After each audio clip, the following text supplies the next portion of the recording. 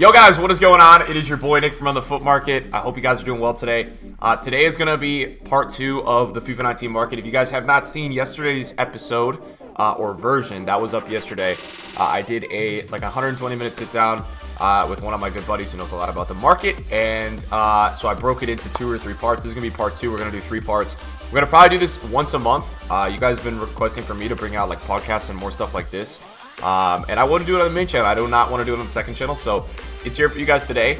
As well as if you guys did not catch the last 10 minutes of the last video, which was yesterday, Jamie turns into a bit of a zombie. I have had to go through and download samples to get his pitch changed because it's just, I cannot let you guys listen to him like that. So it is a little, it's not bad. It's just a little, you can kind of hear that the voice is altered, but I had to make it a little bit higher because he was sounding like a zombie yesterday, going through puberty in the middle of my video. So guys, enjoy the video. Thank you guys for the support recently, and let's go. What is the thing that you would advise heading into this promo? What is something that you would do in the next 48 hours knowing that there's another promo coming up? Yeah, so it's all good for me. It's all going to depend on what they drop and what your risk tolerance is, how much of a gamble you're willing to take. So I don't know if you have my thing from last year, but I basically outlined what they did, the major events from Scream last year.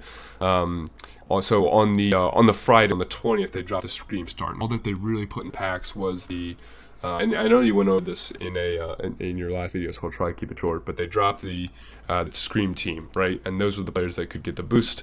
And then the Monday following it, on the 21st, they dropped the SBC that had an 83 rated requirement where you could get a Scream player.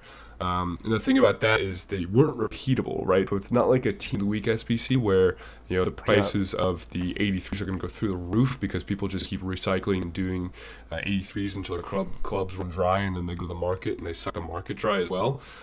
It's just going to be one of those things where they're going to take their the rewards from division rivals that they took untradeable, and they're going to put them into the SBC, and they're going to see what they get. But it's only going to be a one-time thing.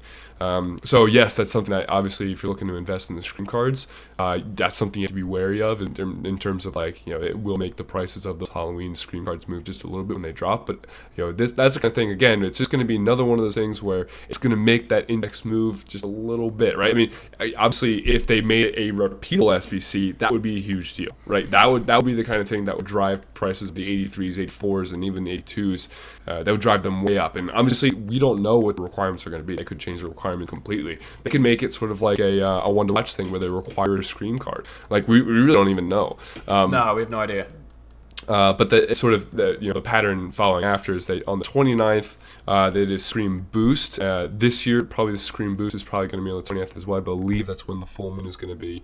And then at the day following that, they do a Scream Player SBC again, right? So that's sort of the pattern of that. So it's the Scream on the 29th, which is the week following the actual SBC. And then on the 30th, you have the Scream Player SBC again. So it's going to depend whether or not they make those requirements tradable. So what I'm going to do, right, is this coming Thursday, right, regardless of whether this is tradable or not, I'm going to get in on that sort of hour and a half when people open up all their division rivals rewards and their weekend league rewards. I'm just going to sit on the market. I'm going to bid. I'm going to buy at bin if it's working. It's bid for me has been a little bit more successful. I don't know about you, Nick, but I'm going to be looking at those cheap indices. The Discord informs that people are listing them from the current week, and the cheap players from each of the different indices, 82, 83, 80, 45. So those are the ones that I'm probably going to focus on for this event in particular, maybe less so on the 85s, and I'm just going to try and pick them up as cheap as I can on bid. Obviously cross-investing, if we don't have the Bundesliga SBC dropped already, I'll try and cross-invest for the Bundesliga SBC and the Liga SBC as best I can, just to sort of take advantage and sort of hedge my bets in that arena. But yeah, that's pretty much where I'm going to go. And then what I would do, right, I mean, they dropped daily SBCs last year for the Scream event, which had different requirements. Now, the rewards for those requirements usually weren't, for that SBCs usually weren't all that enticing, but the prices of those players generally went up just a little bit. But the kind of thing that's really difficult to predict was sort of the Argyle and the teams with Halloween-esque logos and names and stuff like that. That's the kind of thing that I think would be tough to get out in front of in terms of investments, because you could just end up holding a bunch of shit that they just don't require. That's the kind of thing that I'm going to have notifications turned on so that when they do drop it at 6 p.m. UK, that you can get on the market, see the requirements, and buy them if they're still reasonably priced. That's kind of what I'm thinking for the Scream SBC. Obviously, Screams are a good index to keep track of because, honestly, especially for the more casual players, they are the kind of players that when they do get their boost, and they often boost, they often boost them so that they overlap with Weekend League. Those are the kind of cards that a lot of people get really excited about when it comes to Weekend League. So trading in and out of them is actually really, really easy. So yeah, I think it's an interesting promo coming up. What are your thoughts? No, I agree. I think I'm not going to make many moves besides when 83s, like you said, and 84s go down. And this can lead us into the next topic after I just touched on this with Scream, is that I'll be buying these on Thursday. Probably I'll stock my club during Weekend League Rewards. And that's a good way for me to just roll into Scream. I feel like 82s, 83s, 84s will be my main thing that I will buy. The one thing I wanted to point out, dude, was funny enough, the other day, I picked up like 5 players from that club Benevento in the Calcio B because they have the witch as their logo. And I know everyone's probably laughing that I'm buying 400 coin players. But I'll tell you this, guys. They have gone in the last 2 years in FIFA. There have been SBCs for... Like, they bring out like a lot of... like what are the names? Do you remember any of the names of the SBCs that they bring out? Like weird names, dog stuff. You know what I'm saying? Yeah, like, you can go look at it on Footbin. Or right, Foothead, rather. Foothead has the previous ones. So if you go to the quad battle sections and you go up to the top left, and you can actually see you can actually go back to like all challenges from FIFA 18. So I'll just pull them up. Because I think it was just like, so just getting to my point is that the last few years, like, these players have gone up to like 7K plus. So that's just something that I bought them at 400 coins, dude. Like, it's something I just rolled into. It's like a very mediocre, low-key investment. But it'll be something that I can get probably a good bang for my buck if they are actually required. Yeah. So why I went for it. As I'm looking at them, it was Dracula's 11, which had minimum 2 Valencia players, 2 Levante players, and low rating, low chemistry, or high chemistry requirements. It was like Werewolf's Cult, Curse, Spider's Web, Lost in the Labyrinth, Terror from the Deep. Yeah, it's like just, sort of these, it's stuff like that, man. Yeah. And it's like, that's the little stuff that does go up during Scream. Yeah. Yeah. I don't know if we're getting repeatable SBCs again. I mean, we didn't. That was the thing. We didn't get it. They weren't repeatable last year, which was like the big deal. Like, if they're repeatable this year, like, and you see that they're repeatable, like, go. I would go balls to the wall with these 83s. Like, seriously, because it would be sort of like that. Late November when we got the Black Friday Team Week SBC for the first time for Team Week 10. They're basically just pushing up the timeline for that. And that's obviously when I would go in all in, assuming that they're still reasonably priced when that news does hit. Yeah. So I think that probably brings me to the next point of discussion, which I will hover over to now, and I want to talk with you about Thursdays, man. Let's talk about Thursdays. So we've got double rewards, guys, on Thursdays now for Rivals. I'm pulling up Rivals right now. I am in, and this is what I wanted to really discuss. And actually, I'm not going to go to Rivals first. I'm going to go to Foot Champions first. So this weekend, boys, I played with like a 50,000 coin team. I just played to try to go for it. I went 15 and 11. So I went 15 and 11. I got to like 14 and 6. It all went downhill. It's really hard to play against good teams. Not making excuses, but anyways, what my point is that last weekend I did not take it seriously, and I was the example of a very casual player. I saw myself at Gold 3, and I said, you know what? I'm getting 30,000 coins, 2 mega packs, a 50K pack, and I'm getting my 2-player picks. Like, easy enough. Easier than last year. No, don't have to. I mean, I am a good player, but I'm trying to speak in the casual terms of, like, I don't have to grind for 18 wins, Gold 2, all that stuff, so Gold 3. So it's going to be crazy for me, guys, and this is my take, and I'll get yours in a second, that, we saw it last Thursday. If you guys go look back at what happened last Thursday, basically all low-rated golds dropped, and then everything else, special cards, even current Team of the Week cards in supply, went up. Hulk went up 80,000 coins with rewards, and Mbappe went from 720 in the panic. I got one at 700, went to 940. He was selling it on PlayStation 2 hours after. Crazy stuff like that. Team of the Week, icons, all that good stuff, right? And I think what the most impressive thing to look at with this is the ability for you guys to make so many coins on Thursdays because there's so many windows. You don't have to be invested the whole time, and I'm going to explain that right now to you guys. So just talking to my point, right? I'm getting all this stuff from Gold 3, right? That's 30K. You got 2 megas, 235s, and a rare player pack. Like, you're going to come out at worst on Thursdays with 50,000 coins, in my opinion, from Gold 3 if you play the Weekend League. Then, if you did not rage quit out of every game on the weekend, you get 12,000 guaranteed, 12,000 rank points. And what I'll show you guys is that last week, I'm Division 4 right now. Last week, rank 3 was 11,000 points. So without playing one game of Rivals last week, you would have been able to choose between 34,000 coins, 2 mega packs tradable, or 4 untradeable packs. So you're arguing and telling me that for and playing only for 30 games. Just exactly, and 30 games. So you've got more people playing because it's only 30 games. You're only got to win 14 games to get minimum, in my opinion, with the worst packs ever, 50K coins. And then you could, so you're looking at close to on average with the Rivals rewards factored in, about 100,000 coins coming into every casual player's account every Thursday, within 12 hours of both reward sets dropping.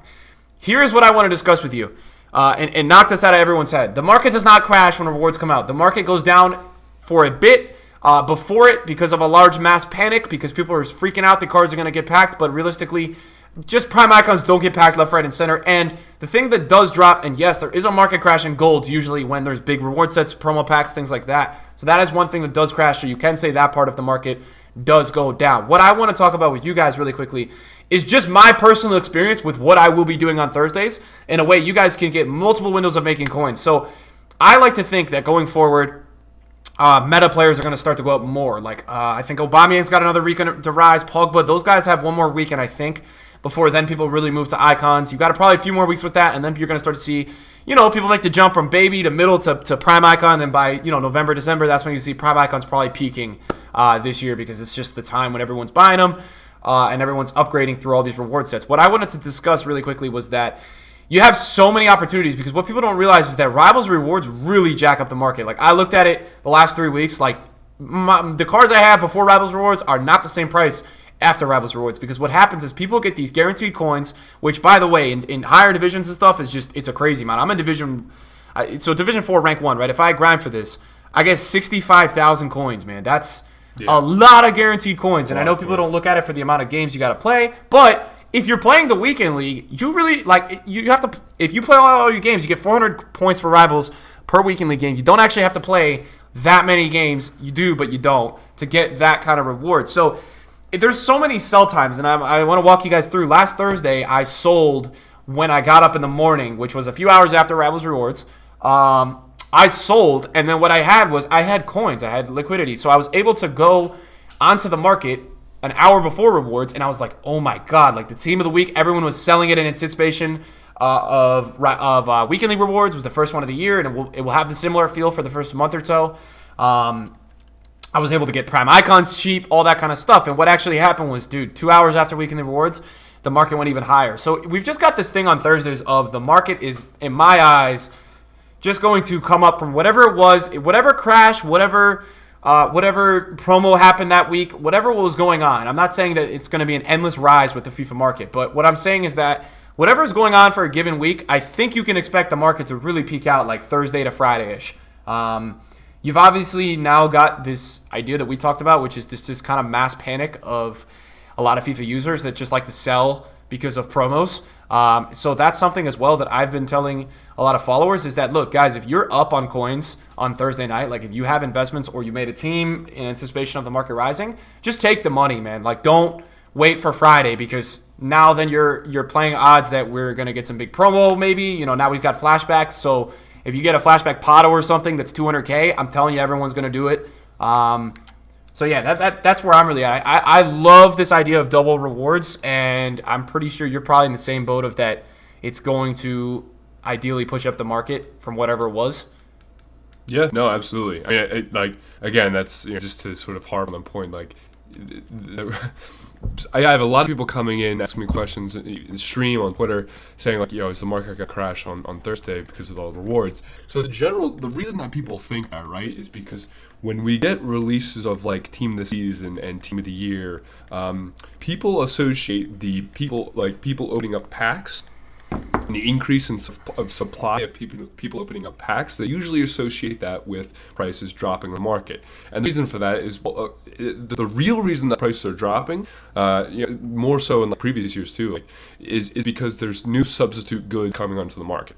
Right, like if when we have team of the season, for example, and team of the year, the reason it's not because that there's like a higher supply now of like the higher rated meta cards, like the Ronaldo and Messi's of the world, that the Ronaldos and Messi's of the world are actually dropping during those times. It's because now there's a team of the year version. All the people that are millionaires where coins is no object to them, they're all now shifting their demand to those higher rated players. So if you just have pack openings in isolation, where there is like no substitute good coming onto the market, the prices of the higher rated players, like the expensive meta players and even the mid-tier meta players, as long as they're sort of like rated like, sort of, and this is sort of an arbitrary mark, but like, sort of 84 and above, and their pack weight isn't super high, the supply of them coming onto the market versus the buying power that's coming onto the market the increase in buying power is going to outweigh the new supply that's coming onto the market. And then that's all down to pack weights, right? And that's sort of why I said, like, if you're, even like, for example, like the Zahas of the world, right? Like those are the kind of cards that are going to actually start dropping,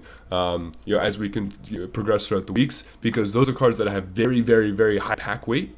And because they have high pack weight, and people are starting to shift the demand away from those cheaper players as they get more coins. Like there's two things sort of at work there. Like when people get more coins, they go, okay, time to sort of invest that into like a better player, right? Like their buying power goes up, so they focus on players that are better and they're more expensive. So they sell the Zahas of the world, but those Zahas also get packed on, right? So there's two things working against the Zahas. Whereas on the upper end of it, you have like a higher rated cards that have very low pack weight, so they're not going to be packed that often, and they're going to have increased demand as people get more coins and shift their demand to those higher rated players, those better players, and that's why those are the kind of cards that you see go up. So like it's like the investment tier sort of indices, like the cheap 83s, 84s, 85s, 6s, etc. The discard informs from that week, even the informs from that week if they don't have meta demand. Those are the cards that usually drop and get hit the hardest during those Thursday rewards. While sort of on the flip side of the coin, you have the players that people actually want to go. Like really, you can just think like, what's a player right now that I want to go and buy? Aubameyang, for example. That's the kind of card that goes up on a Thursday because people and you have to think like, yes, there are a lot of people that have Aubameyangs right now, but you have to think about how many casual players are all of a sudden now going to be able to afford Aubameyang because they're getting 150,000 coins because they finished gold 3, right? And that doesn't take a whole lot of effort even compared to last year. So that's why you're looking at the graphs compared to last year, like what's going to happen unless EA drops some sort of huge, super heavy-hitting promo, like for example, if Scream SBCs are repeatable, or like if the Icon SBCs had been more reasonably priced, or if they drop a bunch of Flash SBCs, flashback SBCs that are much more reasonably priced, like those are kind of things that if they can pull coins off the market, that's the only thing that would suck buying power off the market to the point where the high-rated players would drop throughout the coming weeks. I think we have at least, and Nick sort of saying, I think we have one more solid week where the expensive meta players, the guys like Aubameyang and Sergio Ramos and Varane, I think they hold their price well. Maybe a little bit of drop this coming Sunday, but I think they hold their price well with boost from Weekend League rewards and Division Rivals rewards. I think you start to see the mid-tier meta players, I think they start to take a hit as people rotate out of them, sort of like the Freds and the Baillis and the who are some other Jesus, some of those like mid-tier, lower-rated meta players. I think people start to rotate out of them. I think the supply starts to really put downward pressure on the price. Like I think even like the icons too, like the upper-tier icons, I think they hold their price relatively well. And also like if you guys are looking to like make some coins right now, like again, if like Nick was just talking about, like sort of random events like when we had today when people were panic selling their icons, I think icons hold their value really well. Especially like that's sort of like if you're thinking, I'm sort of diverging off of our original point here, so I apologize. No, it's good. Like if you're thinking about making a team and you're looking for a good sort of place to put your coins, if you will, a safe place to put your coins. If you're not going to be putting it into investments and you want to put you want to have it out there on the pitch for you, working for you, I think the best place to go is like a prime upper tier icon. I would actually stay away if you can from the ones that were meta last year because I think a lot of them are actually a little bit overpriced. But if you can find an icon that looks really, really strong and maybe getting a little bit of buzz in the community just now, but wasn't a icon that was included in the game last year, it wasn't meta last year, and maybe had, like, if they were included last year, has a couple stat changes that make it a little bit better. Maybe they have 4-star weak foot now or something weird like that. Those are the kind of things I think you could sink your coins into now and be relatively certain that they're going to hold their price throughout the coming weeks. So that was a much more sort of weaving way of answering and agreeing with you about what you were saying coming Thursday. It's going to be definitely a big window for obviously getting into the investments that we're talking about, that sort of low end tier. You can sort of think of it as like those two tiers. You buy the low tier, and you watch the tiers of the upper guys rise. And again, as you said, it does not matter what the rest of the market's doing on Thursday. When you get more coins, those upper tiers, they should be rising. Yeah, so what are your, and branching up on that, so I think you're, what console are you on this year? Xbox. All right, so you're on Xbox. So tell me a little bit about Xbox market. Like, originally it was, people were saying it was struggling to get up with certain investments. So it feels like for me on Xbox, it's kind of, compared to PlayStation, I've moved to PlayStation. I had it the last few years on Xbox. It seems like with Xbox, if you have, and tell me if I'm wrong, if you have an investment that works out or goes up at a given time, it's probably you just sell, right? And there's no more questions asked. Like, if you get your rise on Xbox, you get out, correct? Is that kind of... Because, yes. Like, I think sort of the way that I see the difference between the Xbox and the PS market is you just have to think about the different player bases that are on it, and then you can sort of from there extrapolate out the different reasons that the prices move. So for me on PS, and again, this isn't necessarily confirmed, but you can back into it based on the number of transfers, and when you put a poll out on Twitter like, hey, you playing FIFA on PS or are you playing on Xbox? There are much more people playing. I think it's about 2 times the number of people playing Xbox or paying FIFA on PS rather than Xbox. And generally, I think it's fair to say that the player base on PS is more casual, and I say that with air quotes. I don't know if you guys are listening to me or watching us right now, or maybe listening to us like a podcast, but they're much more casual than the concentration of players on Xbox. And I think the reason for that is because sort of the legacy of Xbox has been, that's been the console that has the exclusive rewards, right? They have, for, what was it, FIFA 15, they had exclusive access to Legends.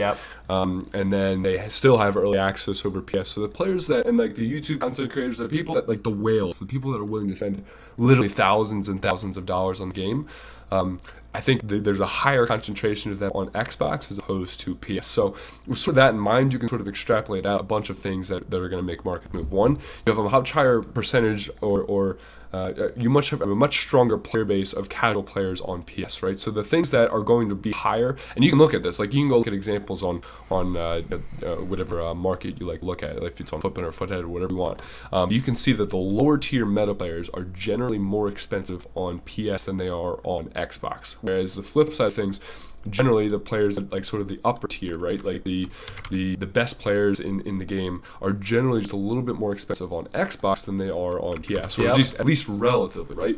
I got 2 examples. I got Zaha up, and then I'm just bringing up Cruyff because I know for a fact that Cruyff's Prime sells for a ton on Xbox compared to here.